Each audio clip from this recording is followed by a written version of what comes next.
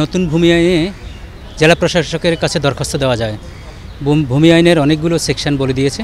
জেলা প্রশাসক মানে নির্বাহী ম্যাজিস্ট্রেট, জেলা ম্যাজিস্ট্রেট। সেক্ষেত্রে বলা আছে যে জমির মালিক যিনি, সর্বশেষ সরকারি রেকর্ডে যিনি মালিক, যার কাগজপত্র সবই ক্লিন, তিনি যদি বেদখল হয়ে যান কারো কর্তৃক, তাহলে এই আইনের অধীনে ভূমি অপরাধ প্রতিরোধ ও প্রতিকার আইন 2023-এর সেকশন 5, 6, 7, 8 এগুলা আরও বাকি সেকশনগুলো বলা আছে। এগুলোর ক্ষেত্রে যে অপরাধগুলো সংগঠিত হবে জেলা প্রশাসকের কাছে দরখাস্ত দেওয়া। জেলা প্রশাসক এই আইনে বলা আছে 90 দিনের ভিতর নিষ্পত্তি করবেন। উনি ওনার সংশ্লিষ্ট ম্যাজিস্ট্রেট অ্যাসাইন করবেন। ম্যাজিস্ট্রেট দুই পক্ষকে ডেকে উনি সামারি ট্রায়াল করবেন। এবং সেকশন 22-এ বলা আছে যে মোবাইল কোর্ট যেভাবে পরিচালিত হয় ঠিক সেভাবেই করবেন। আমরা 29শে জানুয়ারি জেলা প্রশাসক বরাবর দরখাস্ত করেছি, সেটিই নাকি বাংলাদেশে প্রথম দরখাস্ত। এ নিয়ে মিডিয়া আপনারা অনেক লোক জানলো, লক্ষ লক্ষ লোক, বিশেষ করে বিদেশে যারা থাকে তাদের কষ্টের সীমা পরিসীমা থাকে না। আমার কাছে যতজন ক্লায়েন্ট এসছে তার মধ্যে 80% বিদেশি। আজকেও আমি যেই দরখাস্তটা দিয়েছি, সিঙ্গাপুরে থাকেন স্বনামধন্য ব্যবসায়ী বাংলাদেশের গোলাম কবির সাহেব, যিনি বনানী কমপ্লেক্স চিটাগংয়ের মালিক। উনি 2022 সালের নভেম্বরে মারা যান। মারা যাওয়ার পরপরই কিন্তু দেখেন ওনার বনশ্রীর 57 কাঠা জমি বেদখল হয়েছে। উনি অনেকগুলো আদালতে গিয়েছেন। এরপর আমার কাছে এসছেন সিঙ্গাপুর থেকে, এবং ওনাদের আরেক ওয়ারিশ এসছেন মরক্কো থেকে। এই যে মিডিয়ার কল্যাণে এই নিউজ দেখে আমি ডিসি সাহেবের বরাবর আজকে দরখাস্ত দিয়েছি। আমি দরখাস্ত দিয়ে বলেছি যে ডিসি সাহেবের এটা ওথবাউন্ড ডিউটি, সাংবিধানিক ডিউটি। 42-এ বলছে আমি পিসফুলি আমার সম্পত্তিতে থাকবো, এটার ভায়োলেশন হওয়া মানেই সাংবিধানিক ভায়োলেশন। ডিসি সাহেবের একটা ওথবাউন্ড ডিউটি আছে, আইনি ডিসি সাহেবকে ক্ষমতা দিয়েছে।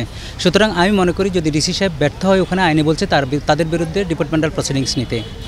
আমি যার কারণে 29শে জানুয়ারি যে মামলাটা করেছি সেটার আজ পর্যন্ত নিষ্পত্তি না হওয়ার কারণে আমি রিটটা ফাইল করার জন্য সব প্রস্তুতি নিয়েছি। আজকে বা কালকে অ্যাফিডেভিট হবে। কালকে অ্যাফিডেভিট হলে আগামী সপ্তাহে ইনশাআল্লাহ রবি সোমবারে আমরা রিটটি করব ডিসির ইনেকশন চ্যালেঞ্জ করে। আইনে বলছে আপনি 90 দিনের ভিতর আমার দরখাস্ত নিষ্পত্তি করবেন। যেই রেজাল্ট হোক আপনি নিষ্পত্তি তো করতে হবে।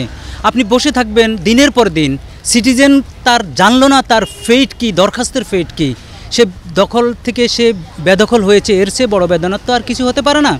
তো সুতরাং ডিসি সাহেবের এই যে ওথবাউন্ড ডিউটি উনি ভায়োলেট করলেন, ওনার বিরুদ্ধে ডিপার্টমেন্টাল প্রসিডিংসের জন্য আমি মন্ত্রণালয়কে নির্দেশনা চেয়ে, মন্ত্রণালয় যাতে কোর্ট নির্দেশনা দেয় মন্ত্রণালয়কে তার বিরুদ্ধে ডিপার্টমেন্টাল প্রসিডিংস হোক, এটাও আমি প্রেয়ারে চেয়েছি। তো সুতরাং আজকে যেই মামলা করেছি সেটিও আমি বলেছি আপনার যেই দায়িত্ব সিটিজেনের নিরাপত্তা দেওয়া, প্লিজ ডু ইট, আদারওয়াইজ মানুষের কনফিডেন্স নষ্ট হয়ে যাবে, নষ্ট হয়ে যাচ্ছে। রুল অফ লয়ের সূচক আমাদের দিন দিন নিচের দিকে যাচ্ছে। এটা যাওয়ার কারণ তো এইগুলা, সিটিজেন যখন তার অধিকার থেকে বঞ্চিত হয়, মৌলিক অধিকার আমি আমার সম্পত্তিতে থাকবো, ঘরে থাকবো, বাড়িতে থাকবো, নিরাপদে থাকবো, সেইটার ব্যাহত হওয়া মানে তো সিরিয়াস এলিগেশন। এবং আইনটা সেপ্টেম্বর থেকে আজ পর্যন্ত 9 মাস হয়ে গেল, আপনি বসে থাকবেন, এটা তো হতে পারে না। আপনি যদি আইন ভায়োলেশন করেন, আপনি কিভাবে অন্যকে বাধ্য করবেন আইন পালন করার?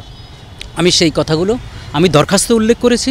আজকের এই সিঙ্গাপুর থেকে আসা গোলাম কবির সাহেবের 57 কাঠা সম্পত্তি বনশ্রীতে যে বেদখল হলো, সেই বেদখল সম্পত্তি আমি আশা করি 90 দিনের ভিতর জেলা প্রশাসক মহোদয় উনি নির্বাহী ম্যাজিস্ট্রেট নিয়োগের মাধ্যমে একটা রেমেডি দিবেন। আমি সেটাই প্রত্যাশা করি, সিটিজেন সেটা প্রত্যাশা করে। এই 90 দিনের মধ্যে উনি যেটা সম্পন্ন করলেন না, এর পরিপ্রেক্ষিতে আপনি কোন ব্যবস্থা নিতে পারবেন? সরাসরি আমি রিটে আসতে পারবো ডিসি সাহেবের ইনঅ্যাকশন অ্যান্ড ফেইলিউরকে চ্যালেঞ্জ করে। সেই ক্ষেত্রে আমি কোর্টের কাছে ডিরেকশন চেয়েছি, যে রিটটা আমি এখন অ্যাফিডেভিটের অপেক্ষায় আছে, আমি ডিরেকশন চেয়েছি ওনার ইনঅ্যাকশন এবং ফেইলিউরটাকে অবৈধ ঘোষণা করা এবং ওনাকে ডাইরেকশন দেওয়া যে আমার অ্যাপ্লিকেশনের নিষ্পত্তি করে নেসেসারি সিদ্ধান্ত দেওয়া। পাশাপাশি আমি আরেকটা ফার্দার প্রেয়ার করেছি মিনিস্ট্রিকে যাতে মাননীয় হাইকোর্ট যাতে ডাইরেকশন দেয় এই ডিসি সাহেবের এগেনিস্টে ডিপার্টমেন্টাল প্রসিডিংস করে অ্যাকর্ডিং টু দ্য ওই যে সেকশন 8-এ আছে যে 90 দিনের ভিতর না করতে পারলে ডিপার্টমেন্টাল প্রসিডিংস হবে। 2টা প্রেয়ারে আমি করেছি।